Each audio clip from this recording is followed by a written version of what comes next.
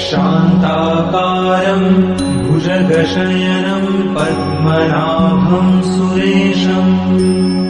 विश्वाधारं गगनसदृशं मेघवर्णं शुभांगं लक्ष्मीकान्तं कमलनयनं योगिभिर्ध्यानगम्यम् वन्दे विष्णुं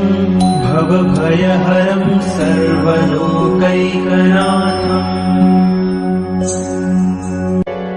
शान्ताकारं भुजगशयनं पद्मनाभं सुरेशं विश्वाधारं गगनसदृशं मेघवर्णं शुभांगं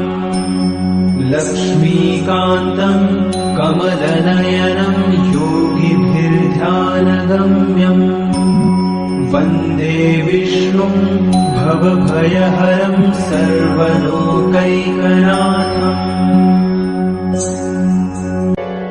शान्ताकारं भुजगशयनं पद्मनाभं सुरेशं विश्वाधारं गगनसदृशं मेघवर्णं शुभांगं लक्ष्मीकान्तं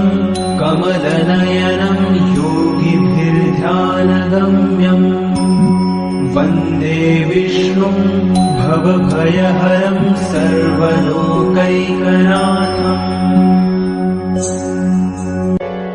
शान्ताकारं भुजगशयनं पद्मनाभं सुरेशं विश्वाधारं गगनसदृशं मेघवर्णं शुभांगं लक्ष्मीकान्तं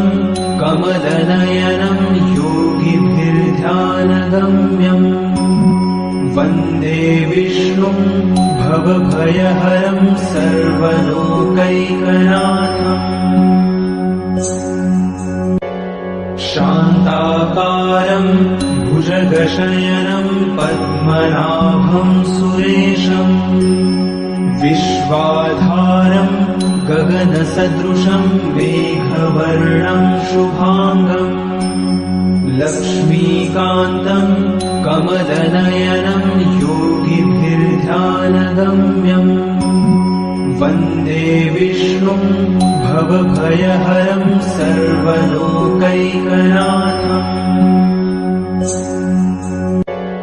शान्ताकारं भुजगशयनं पद्मनाभं सुरेशं शान्ताकारं भुजगशयनं पद्मनाभं सुरेशं विश्वाधारं गगनसदृशं मेघवर्णं शुभांगं लक्ष्मीकान्तं कमलनयनं योगिभिर्ध्यानगम्यम् वन्दे विष्णुं भवभयहरं सर्वलोकैकनाथम्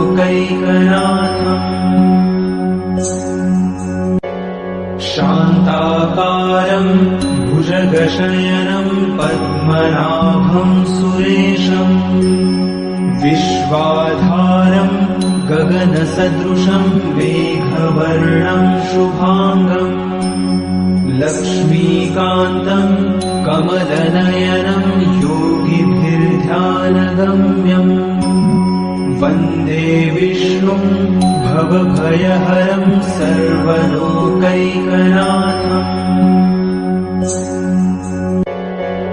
शान्ताकारं